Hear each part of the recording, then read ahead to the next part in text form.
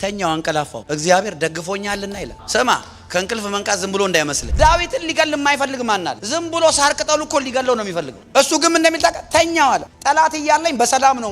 ከዛ እግዚአብሔር ደግፎኛል አለ። ኮቨነንቱ ይገርማል። ሳኦል እየፈለገው እኮ ነው። ፈላጊው ማን? ሳኦል። ተፈላጊው ማን? ዳዊት ነው። ግን አገኘው ማ?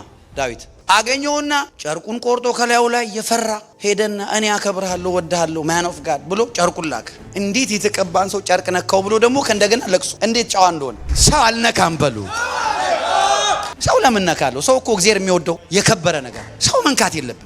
ፍጹም በቢዝነስ በአገልግሎት በስራ መስሪያ ቤት ላይ በጎረቤት በዘመድ ጠላቱን እጁ ላይ ቁጭ ያደረገለት። እኔ ልገል ይችል ነበር ግን እኔ ጠላቴ አይደለም። እኔ በማልፈልግበት ሁኔታ በሰላም የአባቶቼን በግ እየጠበቅኩኝ ባለውበት ተጠርቼን የተቀባሁት እየተጠላው ነው ዘይት የመጣብኝ። ምን ላርግ? እሺ ይኸው ትቼልህ እሄዳለሁ። እሱ ሲሸሽ ህዝቡ በሙሉ ከዳዊት ጋር ሸሽ እና ምን ያርገ? ሰው አይነካም። የሚገርም ልጁን እኮ አልነካም። አንተ ትዝ ይላችኋል አቤሴሎም ተነስቶ ንጉስ ነው ብሎ አባቱ እያለ መለከት ሲያስነፋ ከማጋር ማን ያል ከሱ ከልጄ ጋር ያለው ማን? አኪጦፌል።